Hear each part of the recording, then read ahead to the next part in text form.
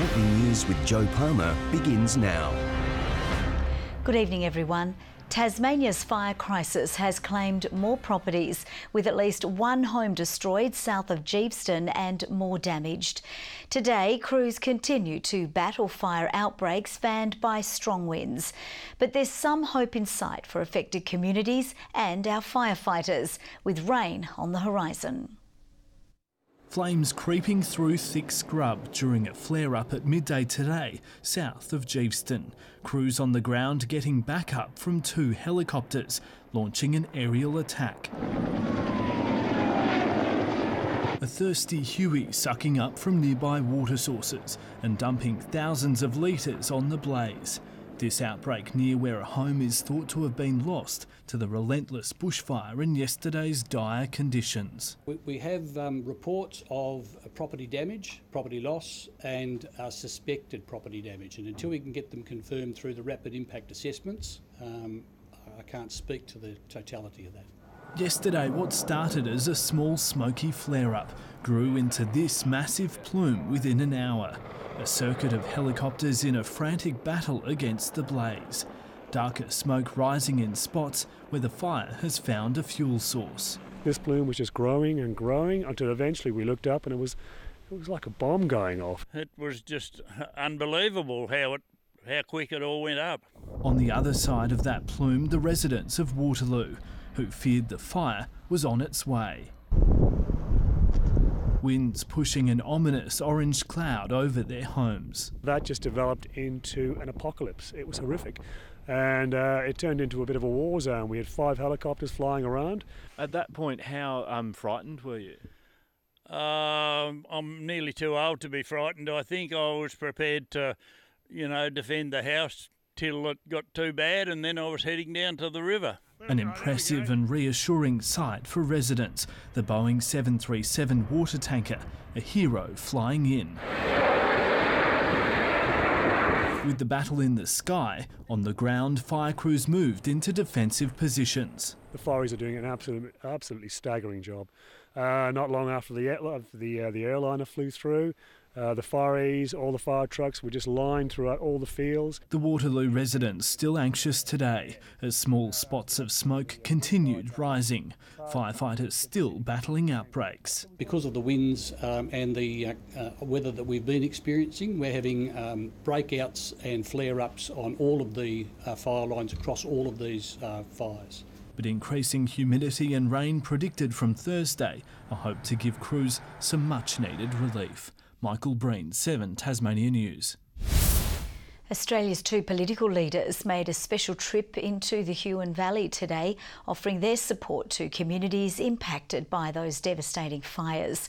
Prime Minister Scott Morrison and Labor leader Bill Shorten both touring Huonville, promising to help those impacted by the growing blaze.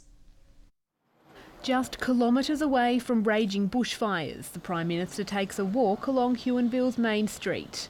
In town for the morning, spending time with residents forced to evacuate. Shorten sort of was in the line of fire very early. Evacuated 3 times, but got back.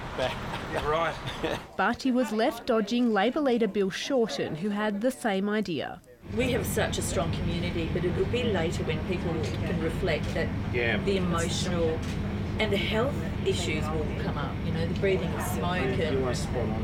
The Prime Minister reaffirming federal funding to support fire-impacted businesses. How much? As much as is needed, as much as is asked for under those arrangements. And the Commonwealth will just continue to meet all of our responsibilities here, enthusiastically, leaning forward into it, working in close partnership. This damage is difficult, it is devastating. And I think in coming weeks and months, we're going to need to see a greater effort from the government in terms of what they're going to do to help Tasmania regroup. Then a quick trip to Mona, the industry urging visitors to support the state's tourism, even in the midst of crisis. Here in Tasmania, they've done an extraordinary job in trying to mitigate and limit the impact of these fires, not just when it comes to property and of course, most importantly, lives. There have been a number of businesses that will have some significant impact over the coming weeks and months and years, and as an industry we'll band behind them and make sure that we can do what we can. Promising Tasmania had not been forgotten as authorities brace for the long road ahead. Michelle Wisby, 7 Tasmania News. Locals in the Central Highlands remain on edge, with a homeowner capturing footage of the rolling fires last night. She moved to the region less than 10 weeks ago and now finds herself helping in the response. Like giant orange flares, fires splatter the landscape around Myena. This video from a homeowner's balcony shows its intense heat and colour as it lights up the night. It went very fast. It travelled really fast. Kim Bennett moved to the Central Highlands from Queensland less than 10 weeks ago. Almost immediately, she's been faced with scenes like this, but she stayed back to feed dozens of hungry firefighters at the Great Lake Hotel. You know, wrapping cutlery for tonight's dinner and just doing a bit of prep, just trying to help them out and feed them. It's the least we can do for the work that they're doing to save our little community here. Media was barred from entering the fireground today. From a distance, you can see the sheer breadth of the blazes. Thick smoke rising from around Reynolds Neck, which was placed on an emergency warning after fire broke containment lines overnight. There are reports more properties have been damaged. The Great Pine Tier breakout took a significant run of 8 kilometres to the north of Lyweenie, across to Reynolds Neck, where properties were defended by firefighters and homeowners. Tom Johnson, 7 Tasmania News. Tasmania will soon wave goodbye to one of its latest builds, with an Incat catamaran to set sail to its new home of Malta. The multi-million-dollar vessel will transport passengers across the Mediterranean, and while on board, they'll experience a Tasmanian touch. In all its glory, St John Paul II sitting pretty on Hobart Wharf. Her construction almost complete after 2 years of work. 550 direct Incat employees and 200 or 300 subcontractors as well. And I must say I'm very, very proud of the quality of workmanship that these people have performed. She's completed her sea trials here in Hobart and is almost ready to sail the 9,600 nautical mile journey over 20 days to her new home in Malta. She's got a big job ahead of her, sailing 4 times a day between Malta and Sicily, a trip expected to take an hour and a half. It will be the largest catamaran operating in the Mediterranean. And we're very hopeful of future orders from this and other customers in the area. The 110-metre vessel owned by Virtu Ferries will carry cargo headed for European supermarkets. Locals and tourists on board will be welcomed by our Premier in this video, showcasing what we have to offer for tourists here in Tasmania. And showing what's wonderful about Tasmania and encouraging tourists to visit our wonderful island. Louise Hedger, 7 Tasmania News. Super Bowl fever has also spread to Tasmania, with fans here celebrating the great American sporting event. As American football gains traction in our state, one local gridiron team gathered to revel in the Patriots' 6th triumph.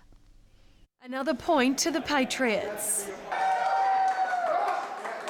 These eagle-eyed fans sitting through the lowest scoring game in Super Bowl history. It was a tough game, defensive-wise, so yeah, exciting. Today's game was really tough, very defensive, and sorry to say, but the Patriots got the win in the end. Local gridiron team, the Queen's Head Knights, off the field to soak up the spirit of the football extravaganza. Their head coach, unfortunately, going for the wrong team. Boys got a bit rowdy, got a bit loud at times, so happy, sad. Poor old coach goes for the Rams, so hey, what can you do? Oh, look, the signature traditions is to have a lot of beer and a lot of bad food and hang out with your mates and have a really good time and watch the game and root for someone other than the Patriots. The popularity of the sport reaching new shores, the fans' passion on show here in Tasmania. Gridiron in Australia and gridiron in Tasmania is growing every day. Yeah, so we're very excited about that. I think because the exposure is so big, I know the NFL is actively pushing to do things in Australia, in London, places like that. I just kind of adopted the sport as Australian. Love it. Louise Hedger, 7 Tasmania News. The Transport Safety Bureau has released more details about a plane crash in Tasmania's southwest wilderness. 30-year-old Nikita Jo Walker was killed when her plane crashed into the Western Arthur Ranges in December. The ATSB's preliminary report confirming tracking data showing the plane making a series of turns in a valley before the crash. The continuing investigation will include examinations of recovered components, aircraft maintenance documents and the weather conditions. The Kookaburras have lost for the second time in 2 days ahead of their trip to Tasmania this weekend. Daniel Beale opened the scoring in last night's clash against world number 1 Belgium, but the visitors turned the tables, piling on the goals to go out 4-1 winners. The Kookaburras' next Pro League game is against Germany in Hobart on Sunday. Good evening. Cressy and Launceston Airport our warmest today with 29 degrees, Hobart 22, Launceston City 28, Burnie 27 and Devonport 23.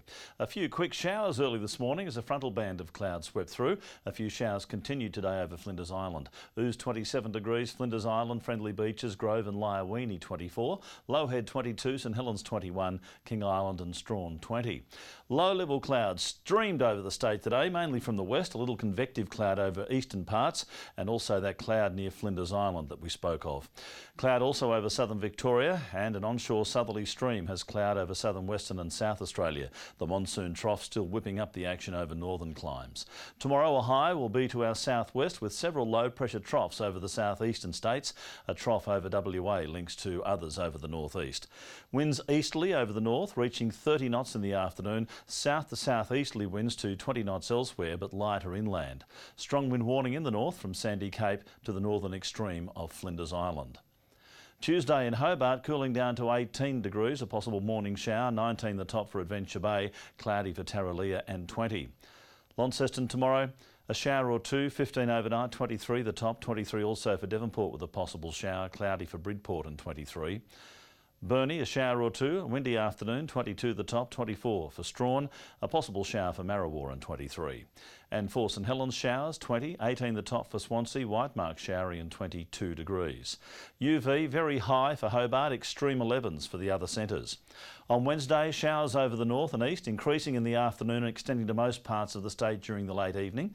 Rain across the state on Thursday morning before easing later in the day and a possible thunderstorm or two.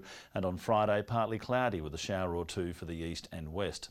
A sunny 35 in Perth, 32 in Adelaide, partly cloudy for Melbourne, a shower or two for Canberra, Sydney and Brisbane, more storms in northern Queensland and Darwin.